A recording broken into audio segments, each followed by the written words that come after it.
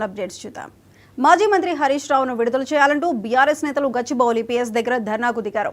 MLC కవిత పలువురు మాజీ మంత్రులు పీఎస్కు చేరుకున్నారు. ఆందోళనకు దిగటంతో పలువురు బీఆర్ఎస్ కార్యకర్తలను పోలీసులు అరెస్ట్ చేశారు.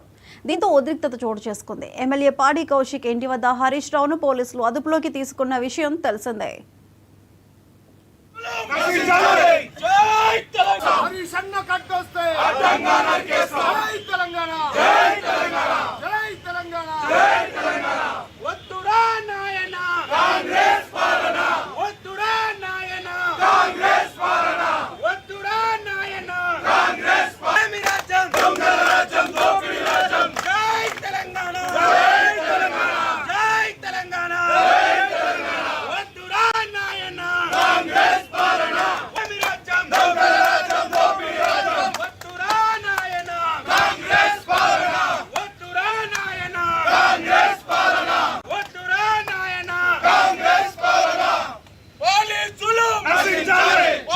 శాసనసభ్యులు కౌశిక్ రెడ్డి గారి మీద కేసు పెట్టడం అన్నది చాలా దారుణం.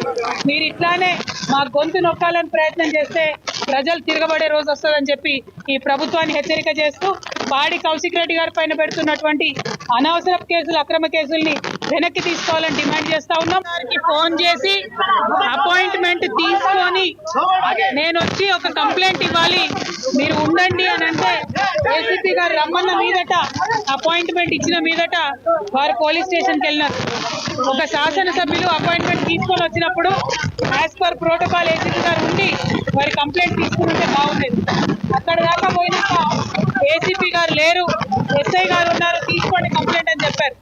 అక్కడికి వెళ్ళి కంప్లైంట్ ఇచ్చినటువంటి సందర్భంలో సిఐ గారు కూడా కంప్లీట్ గా నేను తీసుకోను మీ కంప్లైంట్ అని చెప్పి రిజెక్ట్ చేసినటువంటి సందర్భాన్ని మనం అందరం కూడా చూడడం జరిగింది. మా శాసనసభ్యుల్ని మరి కంపల్సరీ డిటెన్షన్ లో పెట్టాలనే ఉద్దేశంతో, అరెస్ట్ చేసి ఒక్క రోజన్నా జైల్లో పెట్టాలన్న ఉద్దేశంతో ఈ జాప్యం చేస్తున్నారు ప్రభుత్వం అని చెప్పి మేము భావిస్తా ఉన్నాం. మరి వారిని చూడడానికి వెళ్ళిన మా సీనియర్ శాసనసభ్యులందరినీ కూడా ఇవాళ జగదీశ్వర్ రెడ్డి గారిని కావచ్చు, హరీష్ అన్నన్ కావచ్చు, మరి ఇంకా చాలా మంది శాసనసభ్యులు, వివేకన్న గారు, అట్లానే మా సంజయ్, అందరినీ కూడా అరెస్ట్ చేయడం చాలా దారుణం. శాసనసభ్యులు కౌశిక్ రెడ్డి గారి మీద కేసు పెట్టడం అన్నది చాలా దారుణం. మీరు ఇట్లానే మా గొంతు నొక్కాలని ప్రయత్నం చేస్తే ప్రజలు తిరగబడే రోజు వస్తుందని చెప్పి ఈ ప్రభుత్వాన్ని హెచ్చరిక చేస్తూ పాడి కౌశిక్ రెడ్డి గారి పైన పెడుతున్నటువంటి అనవసర కేసులు, అక్రమ కేసుల్ని వెనక్కి తీసుకోవాలని డిమాండ్ చేస్తా ఉన్నాం. వారికి ఫోన్ చేసి అపాయింట్మెంట్ తీసుకొని నేను